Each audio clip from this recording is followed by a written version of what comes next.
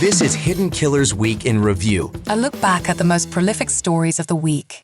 Welcome to the podcast. If you'd like to listen to an ad-free version of this episode and all of our episodes, then search True Crime Today Premium Plus on Apple Podcasts and press subscribe. That's our premium channel where all of our ad-free and advanced episodes live, all in one place. True Crime Today Premium Plus. Search it on Apple Podcasts and press subscribe. Even try it for 3 days free. You never really know someone until you find out what they've buried. Welcome to Hidden Killers with Tony Brueski, featuring retired FBI Special Agent Jennifer Coffindaffer. Judge Kevin Mullins, he is the judge who lost his life at the hands of Lecter County, Kentucky former sheriff, I should say, Sean Mickey Steins. It was a bizarre situation. The two friends for quite some time, a good chunk of life, actually, going out to lunch before the shooting took place, and then caught on camera. They look at something on the judge's phone, and a weapon is drawn, and a man's life ended.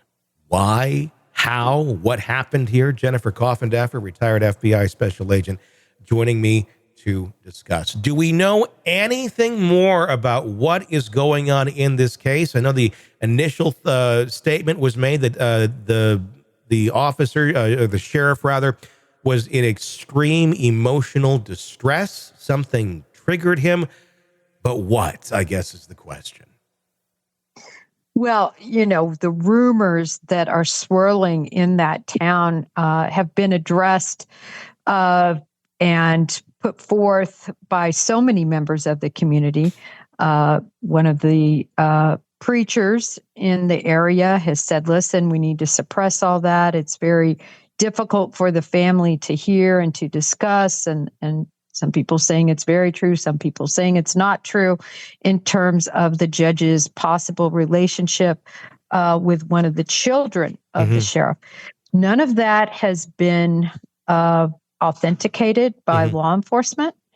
So we, other than speculation and rumor, we don't know of any of that to be true. But I can tell you from a law enforcement perspective, there is a very significant triggering thing that happened to cause the sheriff that had been in law enforcement for years without incident, who was good friends. In fact, at one point, Tony, it's my understanding, they were married to sisters. They were very, very close. And to turn, and I know you've probably seen the footage, as has your audience, but he walks in there, it's so deliberate and calculated, turns, faces him. This isn't a ambush from behind. He wants him to look straight into his face, shoots him, and then as he's leaving, turns back around and shoots some more. He wants to make sure that, the job is done, and then, voluntarily, gives up his firearm and basically, doesn't do anything to hide what he's done or run or, so this wasn't calculated to me. This was something that was triggered very quickly. Yeah. And something that, I would say he probably believed he was in the right, and that this was called for in his mind at that moment in time, based on whatever they were looking at on that phone. And that is the big question, which I'm sure we will eventually find out once this actually makes it to court. But until then, it is all speculation. Is it a great idea, though, for the local preacher to be saying, let's not talk about this? It's hard to discuss. I get that, but at the same point, maybe we should be discussing this. Maybe things should be dug into right now. If not now, when? So maybe some truth can come to light. Maybe some other people can hear stories. Maybe other people can come out if there is more to it. Because especially when you talk about things, and again, all speculation, but when you talk about things, relationships, adults with minors and things like that, and I'm not saying he had that because we just don't know, but oftentimes folks who are doing that are often involved with more than just one person. So I don't know that it's a great idea to say, let's it hurts everybody's feelings. It does, but yeah, we do need facts here. Yes, I mean, law enforcement is going to be all over this in terms of digging deep into everybody's phone records that were in this inner circle. And again, we don't know that this was the situation. I can think of so many other things that could have been on the phone. But as I always say, at the root of every ounce of rumor is an ounce of truth. Yeah. Not completely. I mean, what if the phone was used and was thought to be that of the daughter, but was really being utilized by the wife to communicate? Yeah. Right. And then that was what the issue was. Or what if there were photos that were seen and not even communications? We just really don't know right now. But I found it very interesting that the preacher did make those announcements. And it seems to have quelled some of the rumor mill, at least to some degree. Yeah. There's so many questions as to what took place here. How do you think, number one, that this will make it to trial, considering just how blatant it is that, it's on video, he shot him. There's no question that he shot him. I know he's pled not guilty, but are we going to see this go to trial with some sort of defense of emotional distress or something of that nature?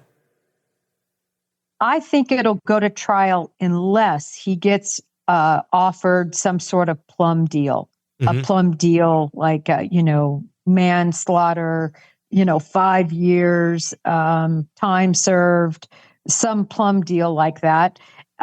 Because I think the sheriff would take something like that. I think he realized that even though he did something, I think he believes he was sort of authorized by a greater being to do.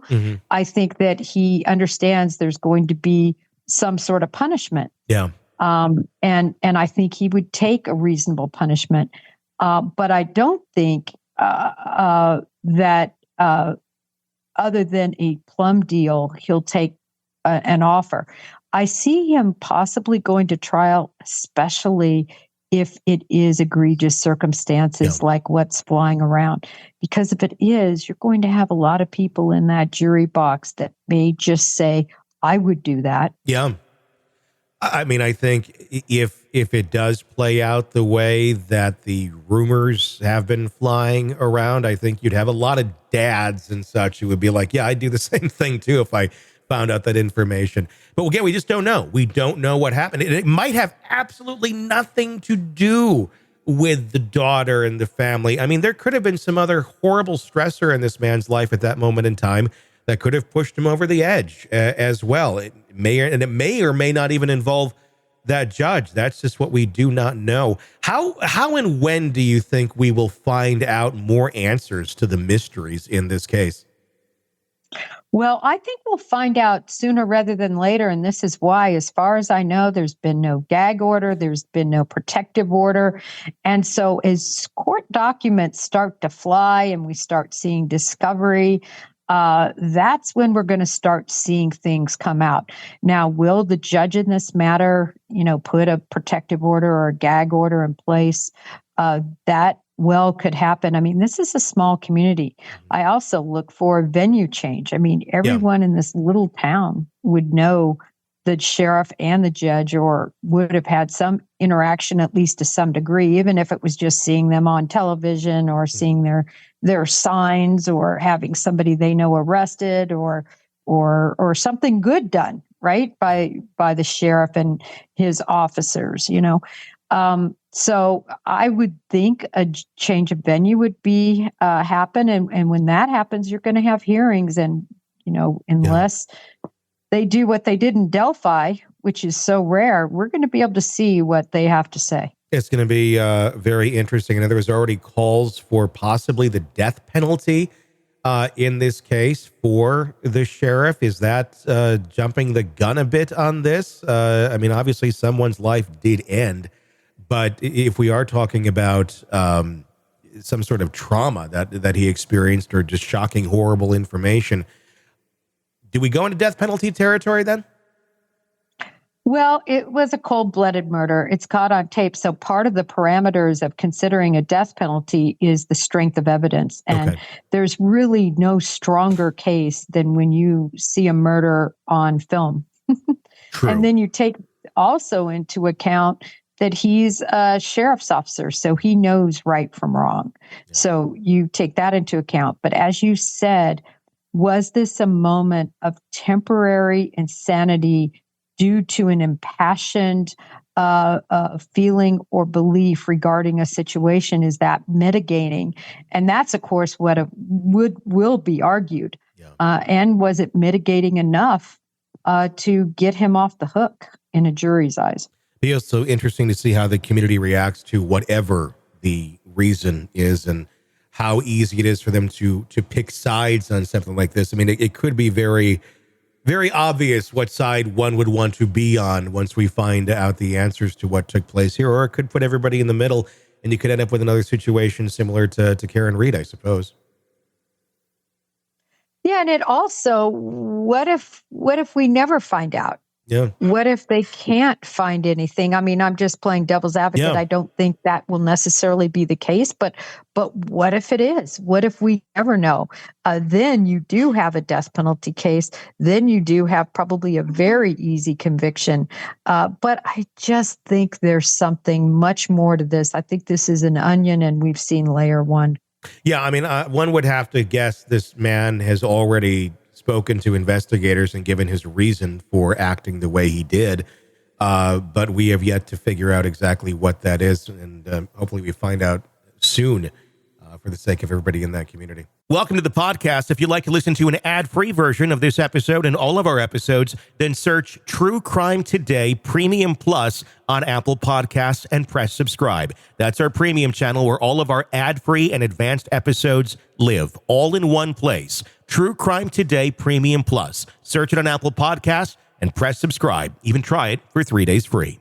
All right, true crime addicts, let's cut the crap.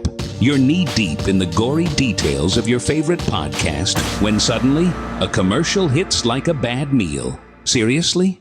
You deserve better. Upgrade to True Crime Today Premium Plus on Apple Podcasts, where you can binge without those annoying ads. Plus, get extended interviews that go deeper into the darkness and early access to episodes so you can be the first to know. It's like trading up from fast food to fine dining, but with more blood. So, go ahead. Search for True Crime Today Premium Plus on Apple Podcasts. Subscribe and feast on the good stuff.